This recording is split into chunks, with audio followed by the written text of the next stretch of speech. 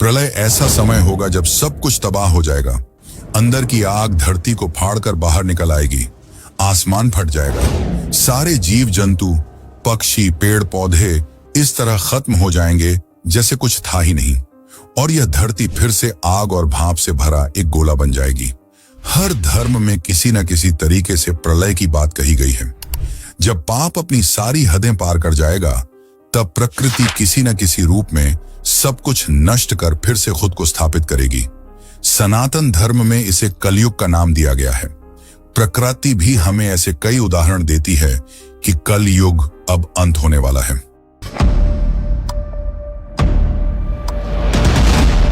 तो क्या यह सत्य है कि आने वाले कुछ सालों में कलयुग का अंत हो जाएगा?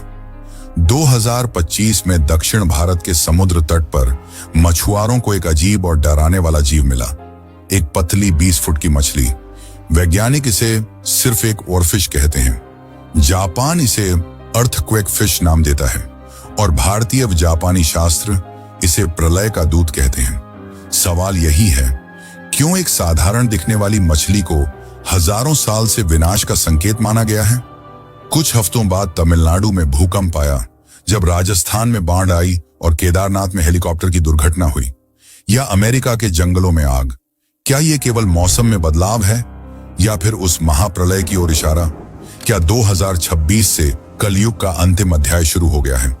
इसका प्रमाण जगन्नाथ मंदिर हमें देता है। भविष्य मालिका वो दिव्य किताब है जो 600 साल पहले लिखी जा चुकी है।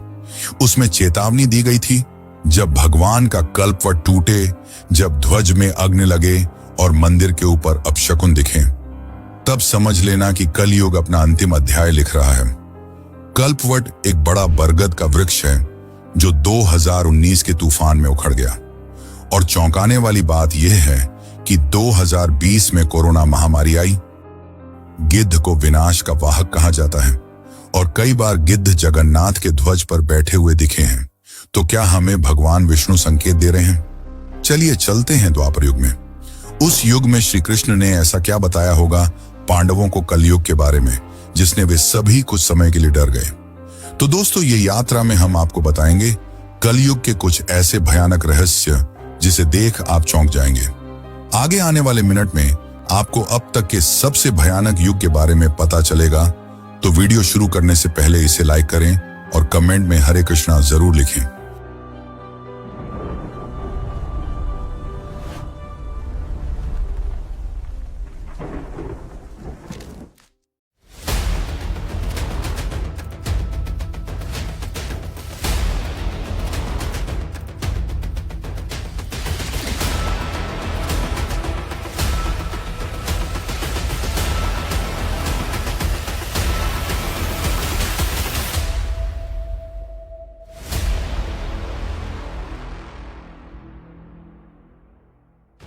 तो 2025 में और कुछ सालों में ऐसी घटनाएं हमें देखने को मिली हैं जिन्होंने हमें यह साफ बताया है कि हमारा अंत अब नजदीक है और कलयुग अपने चरम पर पहुंचने वाला है।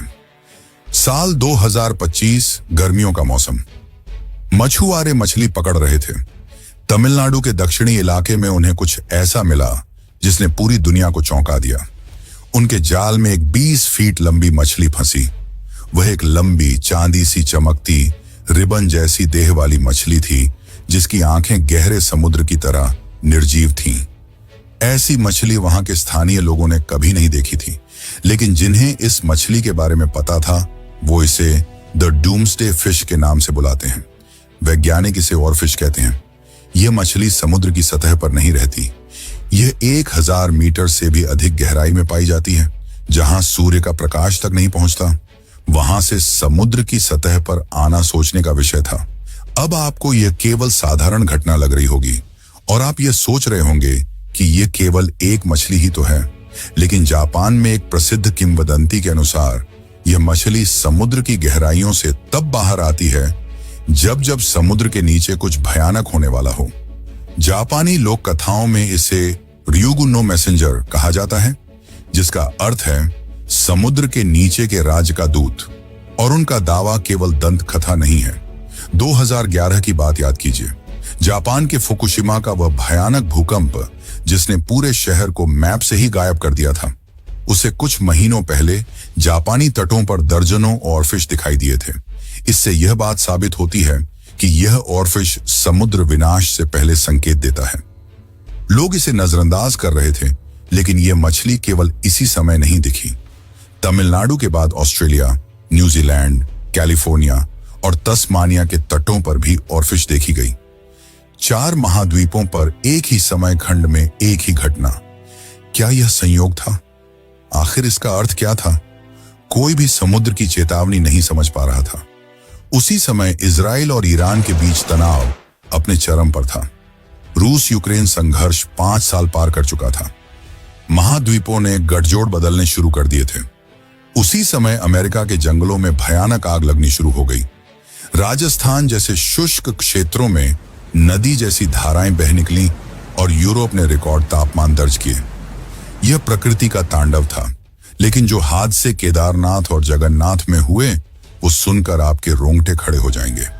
15 जून 2025 की सुबह एक हेलीकॉप्टर 6 यात्रियों और एक पायलट के साथ मंदिर दर्शन के लिए उड़ा। जिस समय हेलीकॉप्टर उड़ा, मौसम साफ बताया गया, सब सही चल रहा था। अचानक बादल पहाड़ों के नीचे आने लगे। यह दृश्य ऐसा था मानो पूरा पहाड़ बादलों में छिप गया है। पायलट को कुछ साफ नहीं दिख रहा था और हेलीकॉप्टर बड़े से ग्लेशियर में टकराया, जिससे उसके अंदर बैठे लोगों की मौत हो गई। इस घटना के कुछ घंटों बाद जंगल छट्टी मार्ग में भूस्खलन हुआ, जिसे देखते हुए प्रशासन ने यात्रा रोक दी। हैरान करने वाली बात तो यह है कि उसी दिन उसी समय अचानक प्रकृति क्यों बदली? क्यों अचानक से मौसम बदला? कृष्ण ने एक बार कहा था, जब प्रकृति थकती है तो वह मनुष्य को पहले इशारे देती है, फिर घटनाएं। 2025 में लगता था मानो हिमालय कह रहा हो, अब पर्याप्त हुआ, यहां प्रवेश मत करो। चलिए अब बात करते हैं जगन्नाथ धाम की। 600 साल पहले संत अच्युतानंद दास ने एक पुस्तक लिखी, भविष्य मालिका। यह पुस्तक में भविष्य के बारे में लिखा है, मानो पूरी मानव जाति के लिए एक चेतावनी लिखी हो। इस पुस्तक में लिखा था कि जगन्नाथ मंदिर के प्रांगण का पवित्र बरगद, जिसका नाम कल्पट था, वह यदि उखड़ जाए तो महामारी आएगी। और जरा सोचिए, इस पेड़ के उखड़ने के बाद क्या हुआ? जैसे ही यह पेड़ उखड़ा, कुछ समय बाद 2019 में फानी तूफान आया और वह पेड़ गिर गया। और कुछ समय बाद पूरी दुनिया में कोरोना महामारी फैल गई। जगन्नाथ समुद्र के किनारे बसा मंदिर है, जहां लगातार तेज हवाएं चलती रहती हैं। इसी की वजह से कोई भी पक्षी ध्वज पर नहीं बैठ पाता, लेकिन कुछ सालों से गिद्धों को ध्वज पर बैठते देखा गया। शास्त्रों में गिद्ध मृत्यु का दूत है। अगर वैज्ञानिकों की भाषा में कहा जाए तो यह वो जीव है जो शव खोजते हैं। लेकिन आखिर क्या कहना चाहते हैं ये सभी संकेत? क्या कलयुग का अंत अब नजदीक है? द्वापर युग के अंत के बाद कलयुग की शुरुआत हुई, लेकिन श्री कृष्ण को कलयुग का आभास पहले से था। उन्होंने पांडवों को कुछ ऐसा बताया कि वे स्तब्ध रह गए। तो आइए जानते हैं द्वापर युग में कलयुग की कथा। लेकिन उससे पहले वीडियो को लाइक जरूर करें। महाभारत के भीषण युद्ध के बाद हस्तिनापुर अपराजय हो चुका था। जब हस्तिनापुर की गद्दी पर धर्मराज युधिष्ठिर बैठे, तब दुनिया उन्हें विजयी राजा के रूप में देख रही थी। युधिष्ठिर के मन में चिंता ने जन्म लिया। वे सोच में पड़ गए थे कि आने वाला युग कैसा होगा। एक बार अर्जुन ने युधिष्ठिर से प्रश्न किया कि वे इतने चिंतित क्यों हैं। उन्होंने कहा, भ्राता, आप इतने चिंतित क्यों हैं? अगर यह कोई शत्रु है तो आदेश दीजिए, मैं अभी उसे पराजित कर दूंगा। युधिष्ठिर ने जवाब दिया, अर्जुन, तुम्हारे होते हुए हस्तिनापुर पर कोई आंख उठाकर भी नहीं देख सकता। युधिष्ठिर ने सभी पांडवों को कलयुग के बारे में बताया और यह बताया कि वे सोच में हैं कि कलयुग कैसा होगा, उस युग में लोग कैसे होंगे। युधिष्ठिर ने कहा, आने वाले युग में मनुष्य धर्म और अधर्म का अंतर खो देगा। जो सत्य है वही अपमानित होगा और जो असत्य है वही पूजनीय बन जाएगा। यह सुनकर भीम भी गंभीर हो गए। भीम, जो युद्ध में मृत्यु को खिलौने की तरह उठाते थे, पहली बार किसी अशरीरी भय से कांप उठे। सभी कलयुग के बारे में जानने के लिए उत्सुक थे। युधिष्ठिर ने कहा कि इस सवालों के जवाब केवल श्री कृष्ण ही दे सकते हैं। सभी पांडव द्वारिका की ओर प्रस्थान किए। द्वारका पहुंचने पर उन्होंने श्री कृष्ण को प्रणाम किया और पूछा, हे माधव, हमें बताइए कि कलयुग में मनुष्य कैसा होगा, उसका स्वभाव क्या होगा, उसका जीवन किस दिशा में जाएगा। कृष्ण मुस्कुराए, पर वह मुस्कान साधारण नहीं थी। कृष्ण समय में आगे देख सकते थे। उन्होंने कहा, इस प्रश्न का उत्तर शब्दों में नहीं, उसे अनुभव करना होगा। श्री कृष्ण ने सभी पांडवों से कहा कि आप सभी को वन में चारों दिशाओं में अलग अलग जाना होगा और मार्ग में जो भी पहली चीज दिखे वो मुझे बताना होगा। फिर मैं आप सभी को कलयुग के बारे में बताऊंगा। पांडव वन में प्रवेश कर गए। वन बाहर से शांत था, पर भीतर किसी अदृश्य शक्ति की तरह कांप रहा था। सभी पांडवों ने वन में भयानक दृश्यों और अजीब घटनाओं को देखा और उन सभी घटनाओं ने उनके मन में कई सारे प्रश्न पैदा कर दिए थे, जिनके उत्तर जानने वे श्री कृष्ण के पास लौटे। युधिष्ठिर ने सबसे पहले एक विशाल हाथी देखा, लेकिन वह हाथी विकृत था। उसके 2 सूंड थे और दोनों सूंडों से वह तेजी से पेड़ उखाड़ रहा था और फल निगल रहा था। वह रक्षक भी था और भक्षक भी। जब उन्होंने इसका उत्तर श्री कृष्ण से पूछा तो उन्होंने यह जवाब दिया, हे धर्मराज, यह आने वाले नेताओं और शासकों का प्रतीक है। वे वचन से धर्म की रक्षा का दावा करेंगे, पर कर्म से जनता को ही निगलेंगे। उनके 2 चेहरे होंगे, एक जनता को दिखाने वाला और दूसरा अपने लाभ के लिए। अर्जुन भी जंगल में अंदर जा रहा था और उसे दिखा एक दिव्य विशाल पक्षी, जिसके पंखों पर मंत्रों की आकृति चमक रही थी। देखने पर वो पक्षी सुंदर और स्वयं देवताओं का दूत लग रहा था, लेकिन उसी पल वो मांस खाने लगा। अर्जुन के मन में अजीब सी आपदा पैदा होने लगी। कृष्ण ने समझाया, यह कलयुग का ज्ञान है, जहां विद्वान होंगे पर आचरण नहीं, जहां धर्म बोला जाएगा पर धर्म जिया नहीं जाएगा, जहां धर्म गुरु और ज्योतिषी ज्ञान बेचेंगे, मानो ज्ञान नहीं व्यापार की वस्तु हो। अब भीम की ओर आते हैं। भीम ने एक गाय को देखा जिसने बछड़े को जन्म दिया था। प्रेम से गाय बछड़े को छांट रही थी, लेकिन अत्यधिक प्रेम में उसे इतनी जोर से छांट रही थी कि बछड़े की त्वचा छिल गई और खून निकल पड़ा। भीम समझ नहीं पाए, ममता कैसे विनाश का कारण हो सकती है। श्री कृष्ण ने कहा कि कल युग में माता पिता का प्रेम इतना अधिक होगा कि वे अपने बच्चों को संघर्ष से बचाएंगे, दुनिया से लड़ना नहीं सिखाएंगे, उन्हें हर चीज की सुख सुविधा देंगे जो उनके विनाश और कमजोरी का कारण बनेगा। सहदेव ने 6 कुएं देखे थे, जिसमें से 5 कुएं भरे हुए थे और 6ठा कुआं खाली था। यह बिल्कुल एक पहेली जैसा था। जब उन्होंने यह बात श्री कृष्ण को बताई तो उन्होंने कहा कि कल युग में लोग अपनी शोभा बढ़ाने के लिए लाखों पैसे खर्च करेंगे, लेकिन अगर कोई भूखा किनारे बैठा हो तो उसे पानी तक नहीं देंगे। और अंत में नकुल ने पर्वतों के पास एक विशाल चट्टान को लुढ़कते देखा। चट्टान ने बड़े बड़े वृक्षों को तोड़ दिया, पर जब वह एक छोटे से पौधे के पास पहुंची तो अचानक रुक गई। श्री कृष्ण ने कहा कि कल युग में हर तरफ ईर्ष्या से भरे लोग होंगे जो एक दूसरे को नष्ट करने में लगे होंगे, लेकिन जो भगवान को सच्चे मन से याद करेगा वो कलयुग में भी सभी कष्टों से बचा रहेगा। कलयुग में कोई भगवान को नहीं मानेगा, लेकिन जो भी मुझे सच्चे मन से याद करेगा मैं उसके पास जरूर आऊंगा। मैं उनके दुखों को नष्ट करूंगा और उन्हें शांति प्रदान करूंगा। और यहीं पर श्री कृष्ण शांत हो गए। यह तो केवल एक झलक थी जो श्री कृष्ण ने पांडवों को दी। उन्हें यह पता चल गया कि कलयुग अब तक का सबसे भयानक युग होगा, लेकिन जो गरुड़ पुराण और अन्य ग्रंथों में कलयुग के बारे में लिखा है वो और भी खतरनाक है, जिसकी बात हम आगे की वीडियो में करेंगे। लेकिन आगे बढ़ने से पहले कमेंट में जय श्री कृष्ण लिखना ना भूलें। घोर कलयुग का वर्णन गरुड़ पुराण में किया गया है। गरुड़ पुराण में वर्णित कलयुग ऐसा नहीं था जो हम आज अपने आसपास देखते हैं। जब आप घोर कलयुग के बारे में जानेंगे तब आपको आज की सभ्यता कहीं सुंदर लगेगी। घोर कलयुग में जीवन एक वरदान नहीं, एक श्राप प्रतीत होता है। आज के जमाने में मनुष्य की आयु 70 से 80 वर्ष है और जापान के ओकिनावा शहर में तो 100 साल से ज्यादा आयु है। लेकिन घोर कलयुग में यह घटकर 20 वर्ष हो जाएगा। 20 यानी जीवन का वह बिंदु जहां आज के मनुष्य अपने करियर की योजना बनाते हैं, अपने सपनों को लिखते हैं, अपने भविष्य का निर्माण सोचते हैं, वहीं कलयुग के अंत में वही बिंदु मृत्यु के द्वार बन जाएगा। जन्म और मृत्यु के बीच की दूरी इतनी छोटी रह जाएगी कि जीवन शब्द का अर्थ ही बदल जाएगा। उस समय 12 वर्ष से ही मनुष्य वृद्ध अवस्था में पहुंच जाएगा। एल्ला सफेद त्वचा सिकुड़ी हुई, आंखों में घबराहट और मन में भय।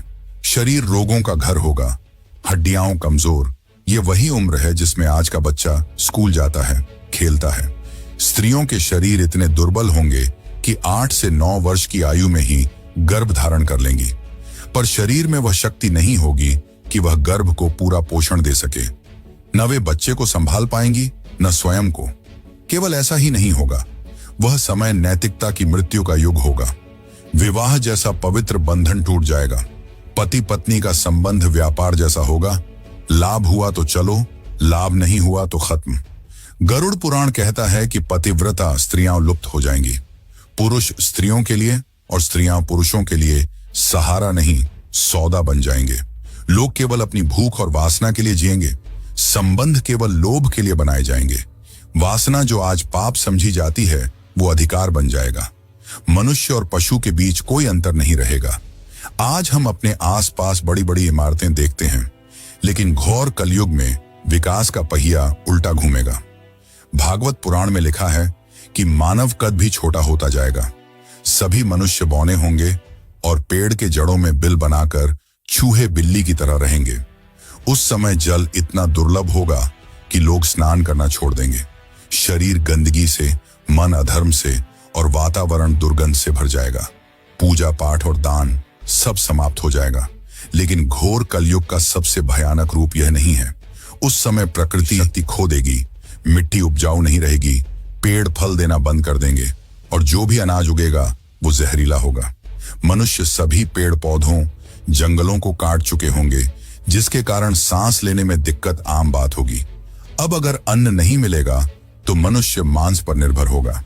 पहले वो जानवरों का मांस खाएगा, उसके बाद वे एक दूसरे का मांस खाएंगे।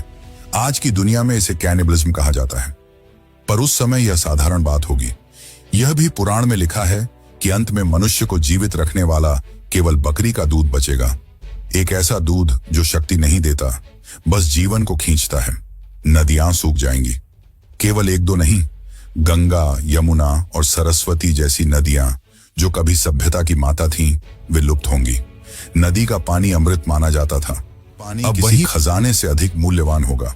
लोग पानी के लिए युद्ध करेंगे, हत्या करेंगे और जो पानी के पास होगा वह राजा होगा। जरा कल्पना कीजिए, आसमान से पानी नहीं, एसिड बरसेगा जो शरीर पर पड़ते ही उसे जला देगा। पृथ्वी पूरी तरह थक चुकी होगी। मनुष्य, पशु, वृक्ष सभी अपनी आयु पूरी कर चुके होंगे और विनाश की ओर बढ़ रहे होंगे।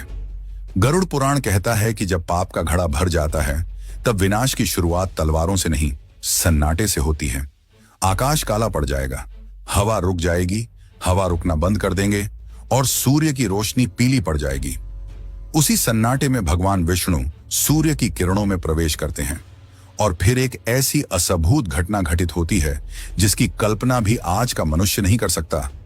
आकाश में एक सूर्य नहीं, 7 सूर्य उदित होते हैं। तो आइए जानते हैं क्या है इन 7 सूर्यों का रहस्य। ये 7 सूर्य महाविनाश का संकेत होंगे।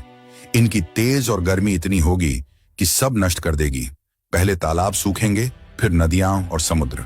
नमी हवा में नहीं टिकती, बल्कि सीधी भाप बनकर ऊपर उठती जाती है। धरती की मिट्टी फट जाती है और बड़े बड़े दरारें बनती हैं। धरती की सतह कछुए की पीठ जैसी दिखाई देती है, सख्त, सूखी, जली हुई और पूरी तरह उजाड़। लेकिन विनाश केवल एक तरफ से नहीं होगा, विनाश दोनों दिशाओं से होता है। गरुड़ पुराण कहता है कि जब 7 सूर्यों की गर्मी पृथ्वी को ऊपर से जलाएगी, उसी समय पाताल लोक में बैठे भगवान शेषनाग अपना मुख खोलेंगे। उनके मुख से निकलने वाली अग्नि को कालाग्नि कहा गया है। एक ऐसी आग जो जीवन को जला नहीं, तत्वों को अलग करती है। इसके प्रभाव से पृथ्वी अंदर से जलने लगेगी। पक्षी नष्ट हो जाएंगे, वृक्ष जड़ से भस्म हो जाएंगे, हवा जहरीली हो जाएगी और चारों ओर आग का जहरीला धुआं फैल जाएगा। वो धुआं इतना जहरीला होगा मानो उसे सूंघते ही कोई भी जीव, पशु, पेड़ सभी नष्ट हो जाएंगे। जब सब कुछ जलकर खाक हो जाता है, तभी प्रलय का दूसरा चरण आरंभ होता है। वह चरण जिसमें जल अपनी सत्ता वापस लेता है। अब समय आएगा और भगवान विष्णु रुद्र रूप धारण करते हैं और अपनी सांसों से ऐसे बादल उत्पन्न करते हैं जिन्हें संवर्तक मेघ कहा जाता है। ये बादल सामान्य बादलों जैसे नहीं होते। उनका रूप हाथी के सूंड जैसा भारी और विशाल वर्णित है। पुराण कहता है कि इनमें साधारण वर्षा नहीं होती। इन बादलों की गर्जना से पूरी पृथ्वी हिल जाती है। जब वर्षा होती है मानो जल नहीं आसमान से पत्थर बरस रहे हों। पुराण कहता है कि यह वर्षा वज्र के समान कठोर होती है, मानो आकाश टूटकर नीचे गिर रहा हो। उस समय यदि कोई पर्वत भी खड़ा हो तो वह इस वर्षा के भार से पिघलने लगता है। यह वर्षा आग को बुझाने के लिए नहीं होगी। इस वर्षा से पूरी धरती पानी में डूब जाएगी। यह वर्षा एक दिन, एक महीने या एक वर्ष तक नहीं चलती, लगातार 100 वर्षों तक चलती है। समुद्रों का पानी बढ़ता है, भूमि का स्तर गिरता है और धीरे धीरे पूरी पृथ्वी जल से भर जाती है। अंत में वे पर्वत जो हमेशा मानव सभ्यता के रक्षक रहे, वे भी समुद्र में समा जाते हैं। हिमालय जैसे विशाल पर्वत भी इस जल में अपना अस्तित्व खो देते हैं। उस समय पृथ्वी पर कोई मंदिर, भवन, महल नहीं बचेगा, सब पानी में डूब जाएगा। चारों ओर विशाल नदी होगी जिसका कोई अंत नहीं देख पाएगा। गरुड़ पुराण कहता है कि यह वर्षा पृथ्वी का विनाश नहीं, उसकी शुद्धि है। जैसे खेत को नई फसल के लिए जलाया जाता है, उसी प्रकार धरती को पापों और बुरी शक्तियों से मुक्त करने के लिए सृष्टि को नए चक्र के लिए शुद्ध किया जाता है। यह प्रलय पाप को नष्ट करता है, जीवन को नहीं। जब पाप धुल जाता है और कर्म का भार समाप्त हो जाता है, तभी अगला युग जन्म ले सकता है। अब पृथ्वी पर केवल जल है और उसके ऊपर अंधकार, पर इसी अंधकार के भीतर एक चिंगारी छिपी है, नई सृष्टि की। समय अपनी गोद में बीज छिपाकर रखता है और फिर किसी दूर स्थान पर एक नए युग का योद्धा जन्म लेने की प्रतीक्षा कर रहा है। इतिहास साक्षी है कि किसी युग का अंत तलवारों से नहीं होता, बल्कि मनुष्यों से होता है। मनुष्य के विचार जब ईर्ष्या और लोभ की ओर जाते हैं तो प्रकृति स्वयं उन्हें उनके पापों का दंड देती है। और अगर आज की दुनिया को घोर कलयुग से तुलना की जाए तो यह स्वर्ग जैसा प्रतीत होता है। तो दोस्तों, आप ही बताएं कि आपको लगता है कि दुनिया जल्दी खत्म होने वाली है? क्या आप घोर कलयुग में जन्म लेना चाहेंगे? अपने उत्तर कमेंट में जरूर बताएं।